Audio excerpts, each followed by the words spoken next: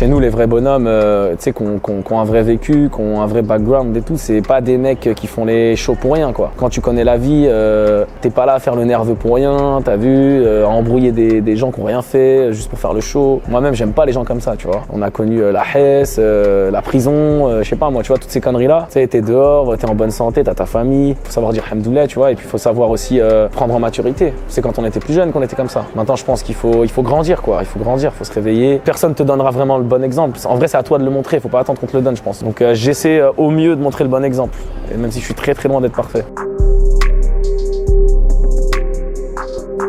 Voilà, ça voulait passer du minibar au minbar. Pour ceux qui savent pas, le minbar, c'est là où s'assoit l'imam pour le prêche du vendredi à la Jumu'ah. Le minibar, donc vous savez ce que c'est, hein, c'est l'alcool, c'est le shaitan. Hein. On voulait passer du minibar au minbar, passer de la vodka à la mosquée. Les grands, ils nous ont dit, viens, je te dis, viens, je t'avance ça, tu me ramènes tant. Voilà, le terrain, il est là-bas, frérot. Et c'est dommage, tu vois, parce que et après nous on grandit, on fait pareil aux petits, cette génération en génération, on se transmet l'art de vendre de la drogue, frère. Et c'est pas carré, t'as vu, c'est pas carré. Normalement on devrait pas engrainer les petits peu, tu vois. Un petit peu il veut rentrer dans ça, à ses risques et périls, tu vois. Même t'es un grand et tout, le petit peu il vient, il veut que tu lui pousses quelque chose. Vas-y, je te pousse, mais gros, t'as vu, c'est pas moi qui est à tes risques et périls. T'es un grand garçon, tu vas te débrouiller. T'as vu quand t'es guetteur dans ta cité, t'as vu. C'est un point de vente, t'as vu, il y a un chiffre d'affaires par jour, c'est comme une vraie entreprise. Et quand t'es guetteur, en fait, bah t'as pas les risques du tartineur, du vendeur, tu vois. T'es pas pris pour trafic de stupes, en fait, il y a rien, en fait, t'es juste là devant un immeuble. Tu vois, la police, elle vient, elle peut rien te dire. Tu cries Aha, qu'est-ce qu'il y a? J'ai le droit de crier Aha dans la rue, qu'est-ce qu'il y a? J'ai le droit de crier Artena, je crie ce que je veux, je crie Allez pu, qu'est-ce qu'il y a? Et c'est pour ça, ils te mettent dans la camionnette, ils t'éclatent les côtes, frérot. Et après, ils te jettent des fois même dans une cité adverse. T'as capté ou pas? C'est déjà arrivé. C'est un cercle vicieux en fait. Parce que quand t'es petit, t'es mineur, déjà tu vas en garde à vue. Bon, à part le fait qu'il y ait tes parents qui viennent te chercher, tu vas pas aller au Hebs. En plus, voilà, t'es payé des fois bien, tu vois. Enfin bien. T'as compris quoi. Tu vois. Et au final, les petits préfèrent faire ça que d'aller en cours quoi. T'as capté? Et c'est dommage de ouf. Il y a aussi un discours qui revient souvent, c'est de se dire « je vais devenir pieux après avoir arrêté mes actions illicites ». Alors ça, c'est... Et pour le coup, je vais citer Rof, tu vois. C'est une phrase assez virulente, mais il dit « lâche pas la prière même si tu vends de l'héroïne ». Il faut savoir la prendre dans le bon sens, cette phrase. Il a raison, frère, dans tous les cas. T'as capté, lâche pas la prière, même si tu vends de l'héroïne, gars. Même si tu tues des gens, gars. Parce que la prière en islam c'est obligatoire. Il faut pas commencer par la fin. Tu fais que les trucs pas obligatoires et l'obligation tu la fais pas. T'attends d'être parfait pour faire la prière, mais tu vas jamais la faire de ta vie, frérot. Moi si j'avais écouté ces gens-là, je l'aurais jamais fait de ma vie, frère. Tu vois. Moi je pense que justement, t'as vu, c'est étape par étape, petit à petit, et la foi ça se cultive. Tu vois, c'est comme une plante qu'on cultive. Il faut qu'elle pousse dans ton cœur de plus en plus. Donc t'es obligé de commencer par une prière, 2 prières, 3.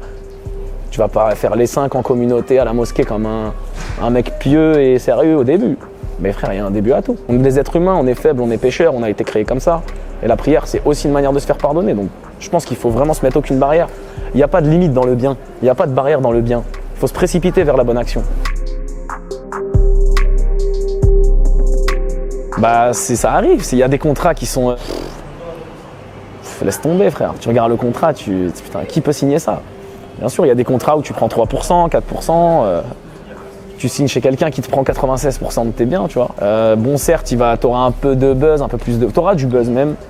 Mais frère, t'as du buzz, mais t'as pas de clope. Ça veut dire que tu vas passer la soirée avec des rappeurs indés qui sont pétés d'oseille, frère. Ils sont remplis de quicheta, remplis de comptes en banque partout. Alors que c'est des indés, ils font beaucoup moins de vues que toi. Et toi, t'arrives... Oh, c'est nous, on te... Oh, c'est pas toi la resta, frérot? Wesh, c'est chaud quand même. Tu fais plus de selfies que d'euros. C'est triste. Pour moi, c'est totalement la responsabilité de l'artiste. C'est à lui de ne pas être trop pressé, de savoir ce qu'il vaut, etc. Frère, le temps que j'ai mis à signer, moi, j'ai mis des années. Mon premier contrat en maison de disque, en major. Parce que mes 2 premiers albums, je les ai fait tout seul en indé. Chez Musicast. Tout seul, frère. Après, il a fallu que je me professionnalise, j'ai monté mon label à l'époque et tout. Il a fallu que je signe en major. C'est la seule fois où j'ai signé en grosse major, entre guillemets, tu vois. Ça veut pas dire que je le referai pas. Mais moi, je suis quand même de l'école de l'indé, tu vois. Bon, on aime tous l'argent, moi le premier, hein. Y a pas de problème, hein. Moi aussi j'aime bien les maisons, les trucs, voilà. En fait le rap c'est devenu un peu politiquement correct. Je trouve ça dommage de ouf, parce qu'à la base c'est une musique qui est faite pour revendiquer, tu vois. C'est ça le rap, c'est pas t'arrives, ouais t'es gosse beau, t'as des chaînes en or, des trucs, nanana. Tu peux le faire aussi, y a pas de problème, ça fait partie de la culture. Mais n'oublie pas la base frère. Aujourd'hui on est des artistes capitalistes, la plupart des artistes ils pensent pas forcément à revendiquer quelque chose. Hein. Ils sont plus dans le matériel, le capitalisme. Capitaliser son oseille, thésauriser, nanana. Ils sont que dans ça. C'est dommage, tu vois. Il n'y a plus de vrais rebelles. Ouais, après, le problème, c'est que les rebelles, ils se font balayer, frérot. C'est dur. Et c'est ça être un rappeur aussi, c'est faire des sacrifices et des concessions. C'est pas que les cocktails et les belles femmes, tu vois. Après, je dis pas que tu as besoin de t'engager politiquement, hein, attention. Mais, frère, sois au moins antisocial. Va pas t'agglutiner sur la toile d'araignée du système, frérot. Arrête tes conneries, ma gueule. Ton public, il t'aime parce que t'es un rebelle, pas parce que t'es un suceur, entre guillemets, tu vois. Faut pas se donner comme ça. Et aujourd'hui, j'ai l'impression que quand t'es rappeur, tu dis une vérité, t'es un gros fils de pute. Tu sais, les gens sur Twitter, ouais, il a tort et tout. Quoi, j'ai dit une vérité, ça vous dérange, frérot. Quand ça va pas dans votre sens, vous avez le seum. Frère, moi, je suis là pour dire la vérité. T'as plus le droit de dire des trucs anti-système, en fait. T'es un rappeur, limite, en fait, t'es un influenceur, quoi. Tu dois être propre, truc. Ah oui, moi, j'aime tout le monde. T'aimes tout le monde, t'as rien à faire dans le rap, frérot. De toute façon, si tu t'entends avec tout le monde, t'es un suceur. C'est dans tous les domaines, c'est ça. C'est impossible, frère. Tu t'entends avec tout le monde, t'as un problème. Et le problème, il vient de toi, frérot. T'es un suceur, moi. T'as pas de fierté, t'as pas de dignité, t'as rien. Faut essayer de pas tomber dans le piège, d'être trop artiste capitaliste et tout. Ah, y a pas que l'argent dans la vie, frère. Faut aller voir les vrais gens, t'as vu ce que je veux dire? Parce que t'as vu, quand t'es dans ta bulle, que de l'argent, tu vois plus ce qui se passe dehors. Il faut apprendre à avoir de l'argent et à vivre normalement. T'as capté ou pas? Il faut apprendre, parce que c'est du gâchis. Tu vois, il faut apprendre à aller voir les vrais bails. Va voir la majorité silencieuse, comme on l'appelle. Les gens qui prennent le bus, qui sont des pères de famille, qui nourrissent leur famille. Aujourd'hui, ils n'ont plus de travail, frère. Il y a un chômeur en plus sur 3. C'est ça les vrais gens, tu vois. C'est les gens qui galèrent, qui prennent le bus pour aller travailler, qui sortent un demi-sandwich de leur sac à dos. Tu vois ce que je veux dire? C'est ça la vraie vie, frère. C'est pas les petits bouffons que tu vois, se la péter avec des Rolex, avec des cheveux longs.